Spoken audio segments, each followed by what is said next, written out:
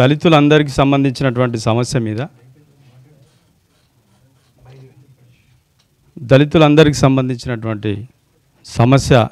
దాని మీద చర్చించుకుందాం. దాని మీద సుప్రీంకోర్టు ఒక జడ్జిమెంట్ ఇచ్చింది. అది ఎంతవరకు వాస్తవము ఎంతవరకు కాదు అనే దాని మీద అన్ని వర్గాలను కూర్చుండి ఒకసారి డిస్కస్ చేద్దాం, డిబేట్ చేద్దామంటే వారు ఆనరబుల్ ఈ సమావేశానికి అధ్యక్షులు ఇన్వైట్ చేసినందుకు ఇక్కడికి రావడం జరిగింది. ఇక్కడ ఒక ఇంటలెక్చువల్ డిబేట్ మనం పెట్టుకున్నాం. గతంలో కూడా మొన్నటి నుంచి రకరకాల డిబేట్లు జరుగుతూ ఉన్నాయి. సో రకరకాల వాదనలు వస్తూ ఉన్నాయి, ప్రచారం వేరే రకంగా పోతూ ఉన్నది. ఏదైతే రాజ్యం దళితులను ఏ రకంగా దాన్ని విచ్ఛిన్నం చేసి ఈ దళిత శక్తిని ఏ రకంగా విచ్ఛిన్నం చేయాలనేటువంటి ఒక ప్రయత్నం జరుగుతూ ఉందో అది కాదు. వాస్తవంగా దళితులు ఎదుర్కొంటున్నటువంటి సమస్యలు ఏంటి, దానికి పరిష్కారం ఎట్లా అనేటువంటిది మేధావులుగా ఇక్కడ చర్చించుకుందామని చెప్పేసి ఇక్కడ మీటింగ్ ఏర్పాటు చేసుకున్నాం. మొన్న కూడా 2-3 మీటింగ్లు జరిగితే ఉస్మానియా యూనివర్సిటీలో జరిగిన మీటింగ్లో అందరు మేధావులు మాట్లాడారు. మనం అందరం కూడా సోషల్ మీడియాలో చూసినాం. అందరూ కూడా వర్గీకరణ చేయాలి, దానికి మేము మద్దతు ఇస్తున్నామని చెప్పారు. ఓకే, వర్గీకరణ చేయాలనే దానికి అందరు కూడా మాట్లాడుతున్నారు. సుప్రీంకోర్టు కూడా చెప్పింది. ఎట్లా చేయాలనే దాని మీద ఎవరు చెప్తలేరు. ఎందుకు చేయాలి, ఎట్లా చేయాలనే దాని మీద ఎవరు మాట్లాడతలేరు. సో దానికి ఎవరికి వారుగా రకరకాల యూట్యూబ్ వేదికలుగా రకరకాల అనాలిసిస్ చేస్తూ ఉన్నారు. సో అందరం ఒక్క దగ్గర కూర్చుండి ఏం జరుగుతూ ఉంది ఇష్యూ మీద మాట్లాడుకుంటే బాగుంటుంది అనే దాని మీద ఇక్కడ కూర్చున్నాం. చాలా వరకు ఇంటలెక్చువల్ డిబేట్ బాగా జరిగింది. పిఎల్ గారు వారు ఒపీనియన్ చెప్పిండ్రు. తర్వాత కంచె ఐలయ్య గారు కుండ బద్దలు కొట్టినట్టుగా మొన్ననే ఒక వీడియోలో చెప్పిండ్రు, ఇప్పుడు కూడా చెప్పిండ్రు. అంటే అలా వాస్తవం ఉన్నటువంటి పాయింట్స్ ఏమని అనేటువంటిది క్లియర్ కట్గా చెప్పడం జరిగింది. స్టేట్స్ అంటే ఏంటిది, స్టేట్ అంటే ఏంటిది, ఈ రిజర్వేషన్ వర్గీకరణ ఎవరి కోసం సంబంధించింది, ఎట్లా రిజర్వేషన్ చేయాలి, కోర్టు ఏం చెప్పింది, ఇందులో ఉన్నటువంటి మోర్ బ్యాక్వర్డ్ ఎవరున్నారో గుర్తించి వాళ్ళకు ఒక గ్రూప్గా చేసి వాళ్ళకి రిజర్వేషన్స్ ఎట్లా ఇవ్వాలనేటువంటిది చెప్పింది. Group based distribution of quota with in the ఎస్సీస్. సో దీంట్లో ఎట్లా తీసుకోవాలి, ఇన్అడిక్వేట్ రిప్రజెంటేషన్ ఆఫ్ కమ్యూనిటీస్ ఎవరున్నారు ఐడెంటిఫై చేయాలి. సో దీనికోసం మళ్ళీ ఏం చేయాలని చెప్పింది, వాళ్ళ యొక్క quantifiable data, empirical data, demonstrable data తీసుకొని వాళ్ళని ఐడెంటిఫై చేయాలి. సో దీని మీద మనము ఎవరం కూడా మాట్లాడతలేం. సమాజంలో ఏం చర్చ జరుగుతూ ఉందంటే పెద్దలు కోదండరాం గారిని ఈ వేదిక తరపున ఆహ్వానిస్తూ ఉన్నాం. అయితే ఈ యొక్క డేటా ఎట్లా తీయాలి, మరి ఇందులో ఉన్నటువంటి వెనుకబడ్డటువంటి వర్గాలు ఎవరున్నారు, ఇక్కడ ఉన్నటువంటి ఈ ఎస్సీ వర్గీకరణ అనేటువంటిది మాలమాదిగల మధ్య వర్గీకరణ, దళితులందరి మధ్య వర్గీకరణ అనేటువంటిది మన క్లారిటీతో ఉండాలి. ఎస్సీల మధ్య వర్గీకరణ, ఎవరి మధ్య ఎవరికి వర్గీకరణ, ఎస్సీల్లో ఉన్నటువంటి 59 కులాలలో మిగిలిన 57 కులాల యొక్క అడ్రస్ ఎక్కడున్నది, వాళ్ళ పరిస్థితి ఎట్లా ఉన్నది, వాళ్ళ తిండి ఏంది, వాళ్ళ జీవన విధానం ఏంది, వాళ్ళ చదువేంది, వాళ్ళకు ఉన్నటువంటి ఉద్యోగాలు ఏంటి, వాళ్ళకు ఉన్నటువంటి రాజకీయ అవకాశాలు ఏంది, దీని మీద ఎవరం చర్చ చేస్తలేం. మాలలది మాదిగలు దొబ్బి తిన్నారంటే లేదు, మాదిగలే ఎక్కువ తిన్నారు అని చెప్పేసి మనం చెప్పుకుంటా ఉన్నాం. మరి మిగతా కులాల సంగతి అంటే వీళ్ళంతా దొంగలైనటువంటి ముద్ర వేసే పరిస్థితి కనబడుతూ ఉన్నది. వీళ్ళెవరు కూడా ఒరిజినల్ లేరు, అంత దొంగ సర్టిఫికెట్ తీసుకొని వస్తూ ఉన్నారు.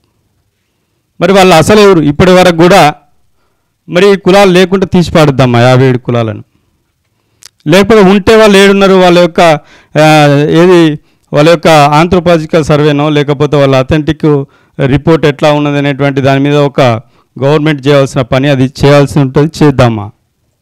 వాళ్ళు ఎవరు అసలు ఇప్పటి వరకు కూడా మరి వాళ్ళకి సర్టిఫికేట్లు ఎందుకు ఇవ్వలేకపోయారు? వీళ్ళకి ఆర్డీఓ ఎందుకు ఇస్తున్నాడు, ఇంకోనికి కలెక్టర్ ఎందుకు ఇస్తున్నాడు, ఇంకోనికి ఎంఆర్ఓ ఎట్లా ఇస్తున్నాడు? ఈ సర్టిఫికేట్లు తీసుకునే వాళ్ళు 57 కులాలలో ఉన్నారా, మాలమాదిగలలో కూడా ఉన్నారా? ఈ కులాలలో 57 కులాలలో ఎక్కువ మందికి ఆర్డీఓ సర్టిఫికేట్ కలెక్టర్ ఇవ్వకపోతే లక్షల మంది మాలమాదిగ సర్టిఫికేట్లు తీసుకున్న వాళ్ళు కూడా ఉన్నారు. మరి వాళ్ళ సంగతి ఏం చేద్దాం? ఇదంతా తేలాలంటే ఎంపరికల్ డేటా చేయాలి. ఎట్లా చేయాలా? ఇప్పుడు మొన్న ఒక సర్వే చేసింది గవర్నమెంట్. అసలు వాస్తవానికి ఈ వర్గీకరణ చేయడంలో ఉద్దేశంలో భాగంగా సర్వే జనాభా లెక్కలు తీయాలని అన్నారు. ఇప్పుడేంది ఇంకొక కొత్త మనకు అడ్డంకి ఏంది? రాష్ట్ర ప్రభుత్వం చేసేటువంటి జనాభా లెక్కలు మనకు పనికిరావు, సుప్రీంకోర్టులో నిలబడదు. సో వాళ్ళు సర్వే చేసిండ్రు. మరి నెల రోజులు చేస్తే ఆ డేటాను ఎట్లా ఉపయోగించుకోవాలి? ఇప్పటి దాంట్లోనైనా కొంత జనాభా అనేటువంటిది వస్తుంది కదా. ఇప్పుడు ఐలేసార్ కూడా పొద్దున చెప్పిండు, చాలా వరకు మాలామాదిగ కులాల జనాభా అంటే కొంతవరకు గవర్నమెంట్ దగ్గర రికార్డు ఉన్నది, కానీ మిగతా కులాల రికార్డు లేదు. రికార్డు లేదు కానీ వాళ్ళు లేరా? వాళ్ళు ఉన్నారా? లేకపోతే మొత్తం మంది కూడా ఏమైనా చచ్చిపోయిరా? ఏమైనా లేకపోతే 57 కులాలకి ఏమన్నా పెద్ద రోగం లాంటిది ఏమన్నా వచ్చిపోయిర్రా? వాళ్ళు కూడా ఉన్నారు కదా. మరి వాళ్ళ డేటా ఏమున్నది? అసలుకు వాళ్ళు ఉంటే వాళ్ళని ఎప్పుడన్నా మనం వాళ్ళని గుర్తించినామా? 2011 లెక్కల ప్రకారంగా వాళ్ళు ఏదో డేటా చెప్పిండ్రు పెద్దలు నారాయణ గారు. మా దగ్గర కూడా కొంత డేటా ఉన్నది, మేము కలెక్ట్ చేసినాము, ఎందుకంటే దాని మీదనే పనిచేస్తూ ఉన్నాం కాబట్టి. ఇందులో కూడా చాలా కులానికి ఒక సమస్య ఉన్నది. ఇప్పుడు అది చేయాలంటే వాస్తవానికి మరి మాలామాదిగ కులాల దానికి ఇనిషియేట్ తీసుకొని వాళ్ళ సమస్యలు కూడా పరిష్కారం చేయవలసి వస్తుంది. అది కూడా మనం చర్చించుకోవాల్సి వస్తుంది భవిష్యత్తులో. అయితే 2011 సెన్సస్ తీసుకుంటే మాదిగలు 32,33,642 మంది ఉంటే రాష్ట్ర జనాభాలో 15,27,000 మంది 143 మంది మాలలు ఉంటే మిగతా సబ్ క్లాస్ అనేటువంటి మోస్ట్ బ్యాక్వర్డ్ షెడ్యూల్డ్ కులాలు ఎవరైతే ఉన్నారో వీళ్ళంతా 6,71,000 మంది ఉన్నారు. నాది మోచి. ఎస్, నేను మాల ఉపకులాలు మాది ఉపకులాలు అని సార్ చెప్పిండు ఇంతకుముందు. నేను చెప్తా వినండి జస్ట్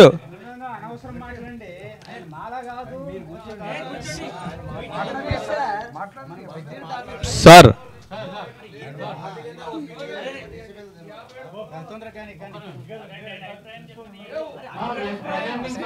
సార్ ఇక్కడ సార్ మాది నోరు లేని గొంతులు సార్, నోరు లేని కులాలు. కనీసం వేదిక మీద మాట్లాడేటువంటి అవకాశం ఇవ్వండి. లేదు మమ్మల్ని ఇక్కడ కూడా డిస్క్రిమినేట్ చేస్తారంటే సారీ ఫర్ వెళ్ళిపోతాం.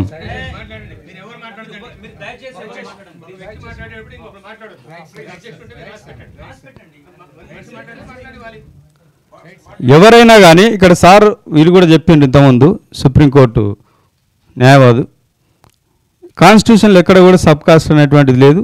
అందులో మాల సబ్ కాస్ట్ అని మాదిగ సబ్ కాస్ట్ అని లేదు. కాకపోతే వాళ్ళకి సంబంధించినటువంటి జీవన విధానంలో కొంతమందికి వాళ్ళు అనుబంధంగా లేకపోతే వాళ్ళతో డిపెండ్ అయ్యి వాళ్ళతో కలిసి ఉన్నారు. సో మనకు ఏబిసిడి కేటగరైజేషన్ జరిగినప్పుడు బి గ్రూప్లో ఉన్నటువంటి కులాలు కొన్ని ఉంటే సి గ్రూప్లో ఉన్నటువంటి కులాలు కొన్ని ఉన్నాయి. ఇటు 18 కులాలు అటు 23 కులాలు ఉన్నాయి.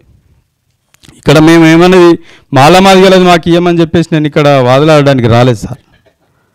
మా బాధ ఏంది, ఈ కులాలకు సంబంధించిన వాటికి కూడా రిప్రజెంటేషన్ ఇవ్వమని చెప్పేసి ఈ మేధావుల ద్వారా ఒక చర్చలో భాగంగా దీన్ని కూడా తీసుకపోతే సామాజిక న్యాయం అనేటువంటి మాట మాట్లాడతాం కదా మనం. ఎక్కడ కూడా సామాజిక న్యాయం మాట్లాడినప్పుడు అన్ని వర్గాలకు ఇవాళ జనాభా సంఖ్యలో కూడా తక్కువ ఉన్నప్పుడు కూడా ఆ తక్కువ ఉన్నకు కూడా వాళ్ళ రిప్రజెంటేషన్ ఏందనేటువంటిది రావాలి. అదే కూడా ఇవాళ సుప్రీంకోర్టు కూడా చెప్పింది.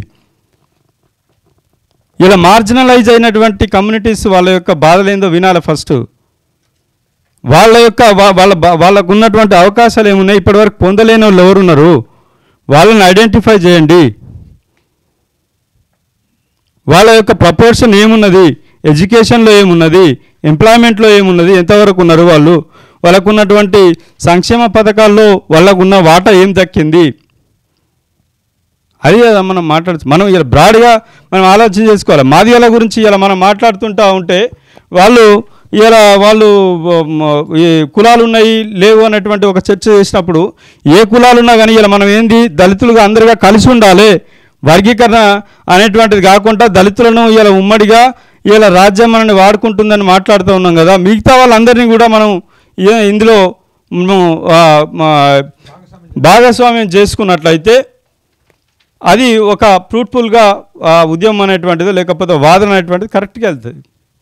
సమస్యలు ఉండొచ్చు, అది కొంతమందికి మిస్అండర్స్టాండింగ్ కావచ్చు, కొంతమందికి అండర్స్టాండ్ కావచ్చు, లోపాలు కూడా జరగచ్చు. లోపాలు జరుగుతలేవు అని అంటలేము, అంతటా ఉంటాయి లోపాలు. సో కాబట్టి అది ఎంతవరకు మనం చేయగలుగుతున్నాం అనేటువంటిది మనం మాట్లాడుకోవాలి. ఈ కులాలకు సంబంధించిన వాయిస్ను గత 10 ఏళ్ళుగా తీసుకొస్తూ ఉంటూ దీనికి సంబంధించినటువంటి కులాల బాధలు ఇట్లా ఉన్నాయి, వాళ్ళ వృత్తులు ఇట్లా ఉన్నాయి, ఒక్కొక్క కులం బాధ ఒక్కొక్క రకంగా ఉన్నది. మరి వీళ్ళకి సంబంధించినటువంటి ఏ సంక్షేమ ఫలాల్లో వీళ్ళ వాటా లేదు. సో కాబట్టి మరి సుప్రీంకోర్టు చెప్పినటువంటి దాంట్లో ఈ వెనుకబడ్డటువంటి కులాలకు సంబంధించినటువంటి ప్రాతినిధ్యం అనేటువంటి ఉండాలనేటువంటిది మనం ముందుకు తీసుకుపోవాలి. ఇలా మనం చెప్తా ఉన్నారు చాలా రకరకాలుగా. ఇలా ఎస్సీలో కానీ లేదంటే వర్గీకరణ చేయాలన్నప్పుడు నిన్న ఐలే సార్ కొన్ని విషయాలు చెప్పిండు. ఎస్సీల వర్గీకరణ చేయాలి, రాష్ట్రం చేయాలన్నప్పుడు మరి కేంద్రం పరిస్థితి ఏందనేటువంటిది. కేంద్రం కూడా ఈరోజు ఏది వాళ్ళకు సంబంధించినటువంటి ఉద్యోగాల్లో ఎస్సీల వాటా ఎంత, ఎస్సీల వాటా ఎంత అన్నప్పుడు మరి కేంద్రం ఏం సమాధానం చెప్తుంది దానికి? ఎట్లా అంటే ఇలా సుప్రీంకోర్టు యొక్క తీర్పును పొద్దుటి నుంచి మనం అందరం వింటూ ఉన్నాం, అందరం మాట్లాడుతూ ఉన్నాం.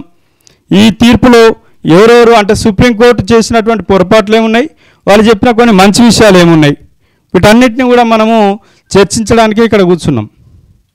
సో అంత పెద్ద కాన్స్టిట్యూషనల్ బెంచే పొరపాటు చేసింది అని అంటున్నప్పుడు మరి దాంట్లో మనకు ఉన్నటువంటి అనుమానాలు ఏంటివో ఇక్కడ రెక్టిఫై చేసుకోవడానికి ఇక్కడ కూర్చున్నాం. కాబట్టి ఇదొక్కటే కాదు, ఇలా మన మేధావులందరూ కూడా చెప్తా ఉన్నారు వర్గీకరణ చేయాలని మేము అనుకూలమని.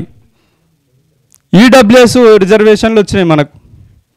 ఈడబ్ల్యూఎస్ రిజర్వేషన్లు వస్తే ఈడబ్ల్యూఎస్ రిజర్వేషన్లో అందరూ కూడా అందరికీ న్యాయం జరగాలి కదా అన్నప్పుడు దాంట్లో కూడా వర్గీకరణ చేయాల్సినటువంటి అవసరం ఉంటుంది కదా.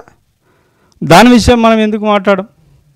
ఇలా 10% ఇలా 15% 1950 ప్రెసిడెన్షియల్ ఆర్డర్ నుంచి 15% ఇక్కడ దాకా వస్తూ ఉన్నది. మరి ఇప్పటికి 25% వరకు ఎస్సీ పాపులేషన్ పెరిగింది. దాన్ని పెంచుకునేటువంటి ప్రయత్నం చేయాలి కదా మనం. మరి ఈ ఈడబ్ల్యూఎస్ రిజర్వేషన్లు ఉంచాలన్నప్పుడు దాంట్లో రిజర్వేషన్ వర్గీకరణ చేస్తే బాగుంటుంది. లేదంటే ఆ 10%ని ఎస్సీ రిజర్వేషన్లకైనా కలిపితే ఎస్సీ రిజర్వేషన్ల పర్సెంట్ అన్న పెరుగుతుంది. ఎస్సీ రిజర్వేషన్ల పర్సెంటేజ్ పెంచుకోవాలి. తర్వాత ఇందులో ఎవరైతే వెనుకబడి ఉన్నారో ఎవరైతే చాలా అత్యంత వెనుకబడి ఉన్నటువంటి వర్గాలు ఉన్నారో తమిళనాడు తరహాలో కానీ పంజాబ్ తరహాలో కానీ సపరేట్గా అవసరమైతే దానికి ఒక గ్రూప్గా చేసి సపరేట్ రిజర్వేషన్లు ఇవ్వాలని చెప్పేసి ఈ సందర్భంగా మీ ద్వారా నేను కోరుతూ ఇలా అన్ని వర్గాల విషయంలో ఆలోచన చేసి ఏదో ఇలా వాళ్ళొక మీటింగ్ పెట్టారు వీళ్ళొక మీటింగ్ పెట్టారు అన్నట్టు కాదు. నేను ఎవరి తరఫున కాకుండా ఈ మిగిలిన backward communities most backward scheduled కులాలు ఏవైతున్నాయో వీళ్ళకు ఖచ్చితంగా ఈ రిజర్వేషన్లలో వాటా ఉంటుంది. ఆ వాటా ఇలా ఇప్పటి వరకు నష్టపోయినటువంటి 70 ఏళ్ళుగా నష్టపోయినటువంటి కులాలకు ప్రత్యేక ప్రాతినిధ్యం అనేటువంటిది కంపల్సరీ ఉండవలసిందే. వీళ్ళకి సంబంధించినటువంటి సంక్షేమ ఫలాల కోసం ఇలా కార్పొరేషన్లు ఏర్పాటు చేయవలసిందే. సపరేట్గా ఇలా ఎస్సీ ఎస్టీ సప్లా నిధులు అవుతున్నాయో ఇప్పటి వరకు పొందలేనటువంటి కులాలకు అందియవలసిందే. దానికి మీరు పెద్దన్న పాత్రగా ఉండాలి, ఇలా మాలలు కానీ మాదిగలు కానీ. ఆ దిశగా మన పోరాటం ఉండాలని చెప్పేసి నేను కోరుతూ ఈ అవకాశం ఇచ్చినటువంటి మీ అందరికీ ధన్యవాదాలు.